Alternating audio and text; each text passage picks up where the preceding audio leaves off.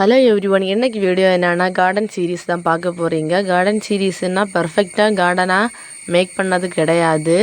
என்னோட வீட்டு பக்கத்தில் இருக்க பிளேஸில் நான் என்னெல்லாம் செடி நட்டிருக்கேன், என்னெல்லாம் மரம் வச்சுருக்கேன் அப்படின்னு உள்ளது தான் இந்த வீடியோவில் நீங்கள் பார்க்க போகிறீங்க.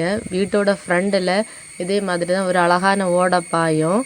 இதுதான் எங்கள் வீடோட என்ட்ரன்ஸு. பார்க்கவே ரொம்ப சூப்பராக இருக்கும். பக்கத்தில் ரப்பர் மரம், பார்க்குறதுக்கு செம நேச்சர் சீனரியோட நல்லா இருக்கும் ரொம்பவே. அப்புறம் வீட்டோட ஃப்ரண்டில் என்ன மரம்னா ஒரு சக்கை மரம் தான் இருக்குது. அதில் இப்போ சீசன் ஆனதுனால நிறைய சக்கை காய்ச்சி கிடக்கு. அடுத்து வீட்டுக்கு சைடில் ஒரு டொமேட்டோ பிளான்ட்டு தானாகவே வளர்ந்துருக்கு. இது நட்டது கிடையாது, தானாகவே சீடு ஏதோ ஸ்ப்ரெட் ஆகி வளர்ந்துருக்குது. இதில் நிறைய காய் காய்ச்சிருக்கு, பச்சையாக நிறைய கிடக்கு. சில விஷயங்கள் இப்படி தான், நம்ம நட்டு வச்சா கூட சூப்பராக வளராது, தானாக வளர்கிற இடத்துல தான் சூப்பராக வளரும்.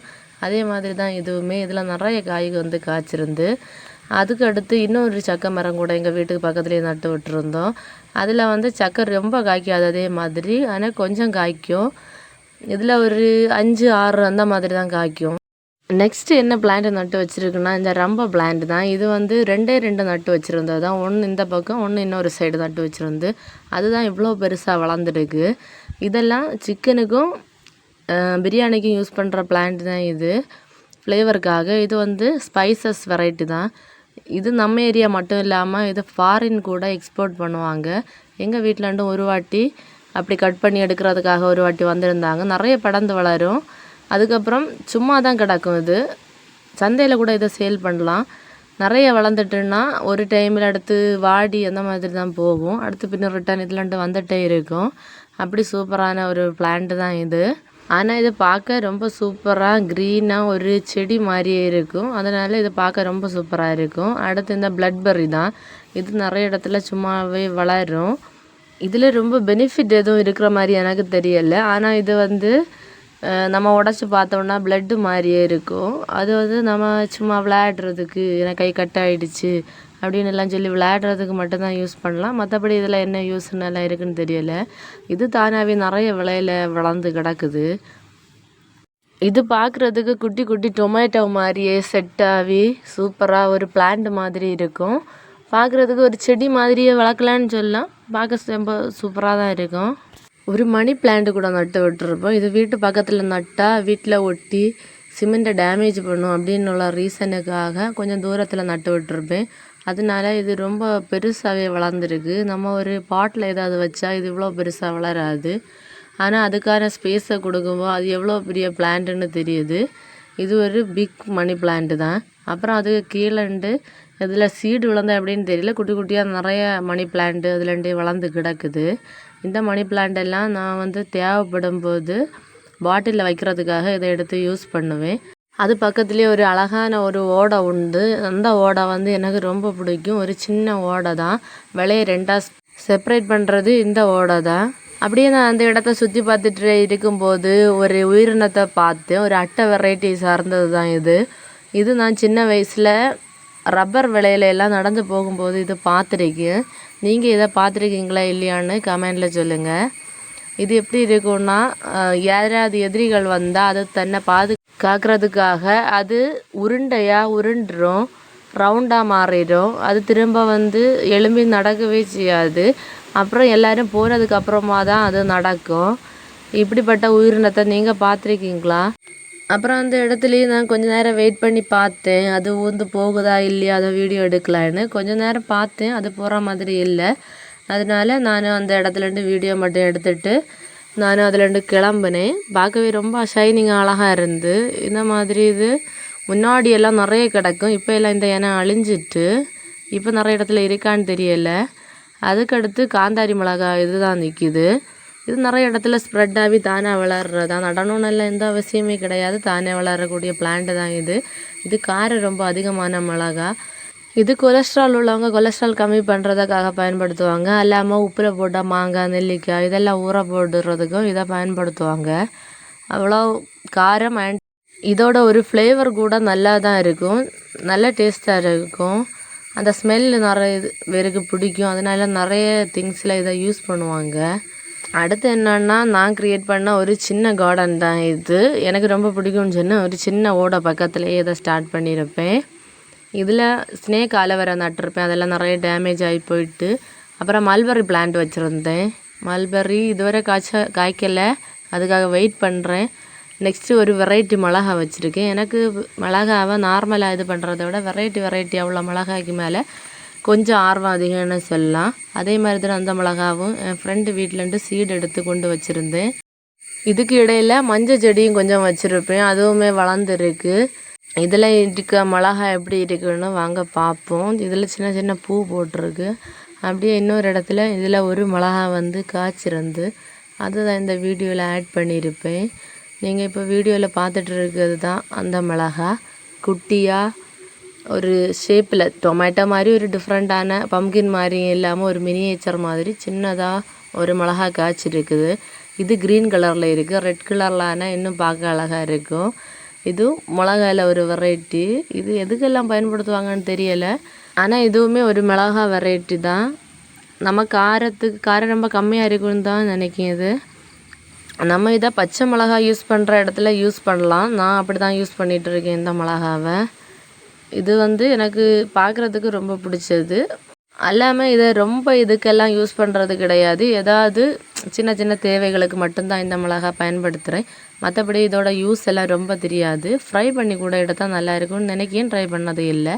அடுத்து பைனாப்பிள் சாப்பிட்டுட்டு அதுக்கு மேலே இருக்க லீஃப் எல்லாம் சும்மா கொண்டு நட்டு வச்சுருக்கேன்.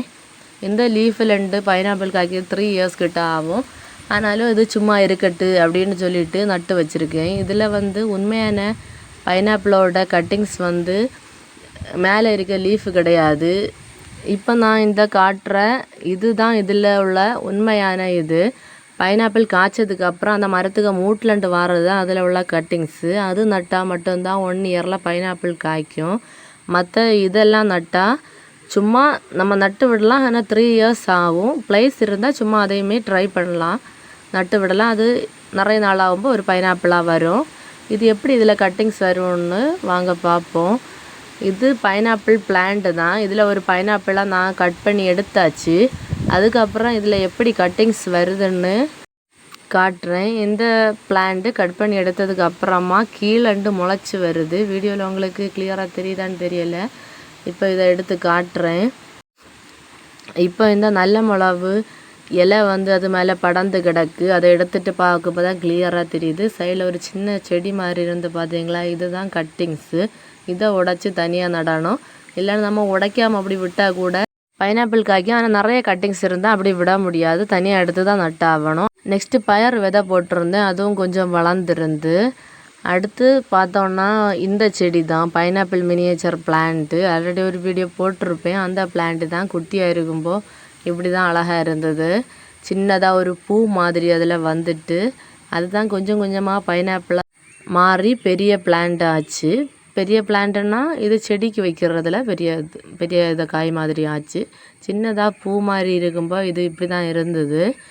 சின்ன ஒரு ஃப்ளவர் மாதிரி தான் இருந்து நல்ல க்ரீனு லீஃபோட பார்க்க ரொம்ப சூப்பராக இருக்கும். இது டெரஸில் எல்லாம் வச்சா பார்க்க செம்ம சூப்பராக இருக்கும். இந்த பிளான்ட்டு பெருசாக வளர்ந்ததுக்கப்புறம் பெரிய பைனாப்பிளோட மினியேச்சர் மாதிரி இந்த மாதிரி தான் அழகாக இருந்து. ஆனால் இதோட தண்டு வந்து ரொம்ப நீளமாக இருந்து. பைனாப்பிள் பிளான்ட்டுக்கு எப்படி கட்டிங்ஸ் வரும்னு சொன்னனோ அதே மாதிரி இதுக்கு மூட்டிலண்டு ஒரு கட்டிங்ஸ் வரும். அது போக அந்த ஃப்ரூட்டோட மேலே ஒரு இது இருக்குது, அது நட்டாலுமே வளரும். ஆனால் அது எவ்வளோ டைம் எடுக்கும்னு தெரியலை. பைனாப்பிளுக்கு எக்ஸாக்டாக த்ரீ இயர்ஸ், இதுக்கு எப்படின்னு தெரியலை. அதுக்கப்புறமா பார்த்தீங்கன்னா கொஞ்சம் பிளான்ட் வச்சுருந்தேன். ஸ்னேக் ஆலோவேரோட எல்லோ ஷேடு கொடுத்து அதுவும் மேஃப்ளவரும் தான் வச்சுருந்தேன். இதுக்கு வந்து நான் கொரியர் கவர் தான் யூஸ் பண்ணி செடியெல்லாம் வச்சுருக்கேன். நெக்ஸ்ட்டு நான் மாடியில் ஒரு சைடில் என்னெல்லாம் பிளான்ட் வச்சுருக்கேன்னு பார்ப்போம். இது வந்து சில்லி பிளான்ட்டு தான். சீடு வந்து வாங்கினது கிடையாது. வெஜிடபிள்ஸ் வாங்கும்போது பழுத்திருக்க மிளகாயெல்லாம் காய வச்சு அதுலேருந்து சீடு எடுத்து நட்டு வச்சது தான் இது. அழகாகவே வளர்ந்துருக்கு இது பார்க்கக்கு. அது பக்கத்துலேயே ரோஸ் வச்சுருந்தேன், அது ரொம்ப நல்லா வளரலை. அது பக்கத்தில் லெமனோட சீடு போட்டு லெமன் வளர்க்க வச்சுருந்தேன். லெமனோட சீடும் அப்படி தான். லெமன் வாங்கும்போது கட் பண்ணி அதுலேருந்து எடுத்த சீடு தான். அதில் 2 லெமன் வளர்ந்துருக்குது. அதை சுற்றி புல்லெல்லாம் வளர்ந்துருக்குது. அதை அப்படி பார்த்துட்டு அதில் புல்லெல்லாம் எடுத்து விட்டுட்டேன். இந்த செடியெல்லாம் எப்படி வளருது, நல்லா வளருதா இல்லையான்னு உள்ளதை அடுத்தடுத்த வீடியோஸில் போடுறேன். இது சீடு வாங்குறத விட இந்த மாதிரி பண்ணுறது கூட மேக்ஸிமம் நல்லா தான் வரும். இதே மாதிரியே கார்டனில் இன்ட்ரெஸ்ட் உள்ளவங்க சீடெல்லாம் வீட்டில் கிடைக்கிற சீடை எடுத்து நட்டு வச்சாலே ஒரு அழகான தோட்டத்தை உங்களால் உருவாக்க முடியும். எல்லாமே வாங்கி தான் பண்ணணும்னு அவசியம் இல்லை. சின்ன சின்னதாக பிளான்ட்டை வளர்த்து அதையே ஒரு பெரிய கார்டனை நம்மளால் உருவாக்க முடியும். எதுவுமே சின்ன விஷயத்துலேருந்து ஸ்டார்ட் பண்ணுறது ரொம்ப நல்லது. நம்ம ஃபஸ்ட்டு சின்னதுலேருந்து ஸ்டார்ட் பண்ணி அப்புறம் அதை கொஞ்சம் டெவலப் பண்ணுறது எப்போவுமே ரொம்ப நல்லது. அப்படியே இதில் இருக்க மொத்த பில்லையும் எடுத்து இப்போ தான் பிளான்ட்டு கிளியராக தெரியுது.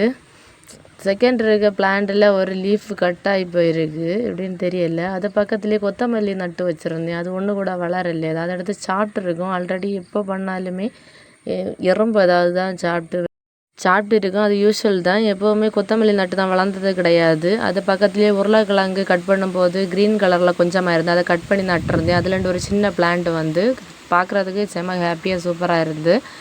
இது இவ்வளோ வளரும்னு நான் நினைக்கவே இல்லை.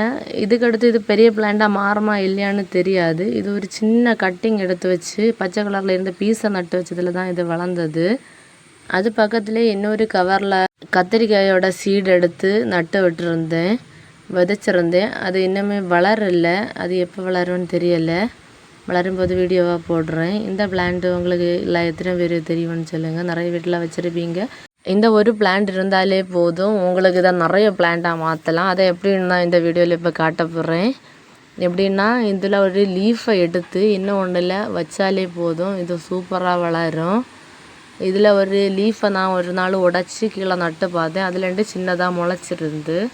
இப்போ நீங்கள் பார்த்துட்டு இருக்கிறதா தான் சின்னதாக முளைச்சிருந்து. அதனால் அதே மாதிரியே இன்னொரு லீஃபை உடச்சி நட்டு வைக்க போகிறேன். அதுக்கு என்ன யூஸ் பண்ணியிருக்கேன்னா தேங்காயோட சிரட்டை தான் யூஸ் பண்ணியிருக்கேன். ஓட்டை உள்ள மாதிரி சிரட்டை யூஸ் பண்ணுங்கள். அதில் ஒரு ஓட்டை போடுங்க. ஏன்னா தண்ணி விடும்போது எக்ஸஸாக இருக்க வாட்டர் அது வழியாக வெளியே போகிறதுக்கு அது யூஸ்ஃபுல்லாக இருக்கும். வெளியில் பாட்டு இதெல்லாம் எடுத்து வைக்கிறத விட சின்ன சின்ன பிளான்ட் வைக்கிறதுக்கு அழகான தேங்காய் சிரட்டையை யூஸ் பண்ணலாம். இது வந்து நேச்சரும் கூட.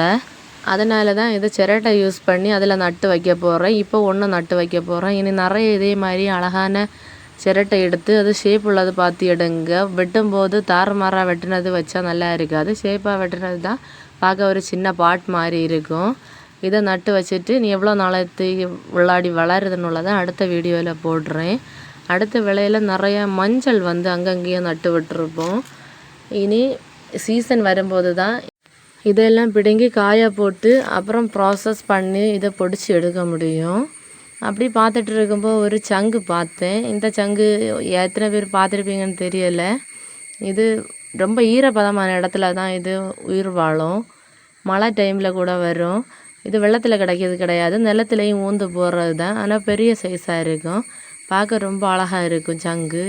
வெள்ளை சைடெல்லாம் நான் நிறைய பார்த்துருக்கேன். இதே மாதிரி மழை டைமில் ஈரப்பதமாக இருக்க இடத்துல மட்டும்தான் இந்த மாதிரி உயிரினங்கள் வளரும். அப்படியே நிறைய இடத்துல மஞ்சள் வந்து நட்டு விட்டுருந்தோம். இனிமேல் சீசன் டைம் பார்க்கலாம். அப்புறம் சேனைக்கிழங்கு அதே மாதிரி அங்கங்கே நட்டு விட்டுருந்தோம். இதுவுமே ரொம்ப இந்த செடி பெருசானதுக்கப்புறம் தான் பறிக்க முடியும். அது பக்கத்துலேயே கொஞ்சம் மரிச்சினியும் புதுசாக நட்டு விட்டுருந்து. அதுவும் இனிமேல் வளர்ந்து ஒரு 6 மந்த்துக்கு அப்புறம் தான் அதில் கிழங்கு வைக்கும். இதுதான் வீட்டோட சைடு. இதில் நிறைய கம்மு தென்னை மரம் எல்லாம் நட்டு விட்டுருந்தோம். பார்க்கவே ரொம்ப சூப்பராக க்ரீனரியோட ஒரு இயற்கையான வாழ்க்கைன்னு சொல்லலாம். அந்த அளவுக்கு அழகான இடம்தான் நான் வாழ்ந்துட்டுருக்க இடம். எனக்கு ரோடு ரொம்ப பக்கத்தில் இருக்கிறது பிடிக்காது. சுற்றி க்ரீனரியாக இருக்கிற மாதிரி இடம் லிவ் பண்ணுறது தான் எனக்கு பிடிக்கும். என்ன மாதிரி ஹேபிட் உள்ளவங்க யாராவது இருந்தீங்கன்னா கமெண்டில் சொல்லுங்கள். இயற்கை கூட வாழ்கிறது உங்களுக்கு ரொம்ப பிடிக்கும்னா. எங்களோட நெக்ஸ்ட்டு விலை எல்லாமே ரப்பர் தான். எங்கள் ஒரு விலையும் தான் மற்ற மிக்சடாக ஏதாவது நட்டு விட்டுருக்கு அந்த மாதிரி இருக்குது. பக்கத்தில் எல்லாமே ரப்பர் தான் நிறைய நட்டு விட்டுருக்கு. அடுத்து இந்த பிளான்ட்டை நிற்கிது, தெரளின்னு சொல்கிற பிளான்ட்டு. ஆல்ரெடி இது வீடியோவில் எல்லாம் நிறைய போட்டிருப்பேன். அதே பிளான்ட்டு தான் இது தெரளி. அது சாப்பிட்ற ஒரு கொழுக்கட்டின்னு சொல்கிற ஒரு இது பண்ணுறதுக்கு இந்த லீஃப் பயன்படுத்துவாங்க. அது போக சிக்கனுக்கெல்லாம் பயன்படுத்துகிற லீஃபு தான். அப்புறம் கொஞ்சம் அந்த பக்கம் பார்த்திங்கன்னா ஒரு நாவல் மரம் நட்டு வச்சுருது. இது நான் நட்டது தான். அப்புறம் நிறைய வருஷம், இது 3-4 வருஷம் ஆச்சு. இது வரைக்கும் இது காய்க்கல. வெயிட்டிங் எப்போ இதில் பழம் காய்க்கும் அப்படின்னுக்கிறதுக்காக. அது தாண்டி அப்புறம் போனால் லாஸ்ட்டாக ஒரு பேரை மரம் நிற்கும். அதுவுமே ரொம்ப நல்லா இருக்கும். விலையோட எண்டிங் இப்படி தான் இருக்குது. சின்ன சின்ன தென்னை மரம், அப்புறம் கமுகு மரம், அப்படி 1-2 மரங்கள் நட்டு விட்டுருக்கு. இதோட முடியுது. இது பக்கத்தில் முடிகிறது பக்கத்தில் தான் ஒரு பேரை மரம் நட்டு விட்டுருக்கோம். இதில் பேரைக்காய் காய்க்கும். இயர்லி ஒன்ஸ் தான் காய்க்கும். இது ஒயிட் கலர் பேரைக்காய் கிடையாது, ரெட் கலரு. டேஸ்ட்டும் ரொம்ப சூப்பராக இருக்கும். கொஞ்சம் பறவைகள் பறிச்சிட்டு போகும், அது போக நமக்கும் கிடைக்கும். இதை தாண்டி அப்புறம் பார்த்தீங்கன்னா சூப்பரான ரப்பர் மரம் தான் சைடில் தெரியுது. அதுக்கு நெக்ஸ்ட்டு வாழை நட்டுருக்கு. ஃபுல்லாக இந்த இடம் க்ரீனரியாக தான் இருக்குது. எப்படின்னா இந்த டைம் ரெய்னி டைம், அதனால நிறைய புல்லு புதுசாக முளைச்சிருக்கு. அல்லாமல் மேக்ஸிமம் இப்படி தான் இருக்கும். நல்ல வெயில் டைம் மட்டும்தான் புல்லெல்லாம் மங்கி கொஞ்சம் கலர் டல்லாக இருக்கும். மற்றபடி இப்படி தான் இருக்கும். இந்த மாதிரியான அழகான க்ரீனரியோடு உள்ள வீடியோ உங்களுக்கு யாருக்கெல்லாம் பிடிச்சுன்னு உள்ளதை கமெண்ட்டில் சொல்லுங்கள். Tata, bye by.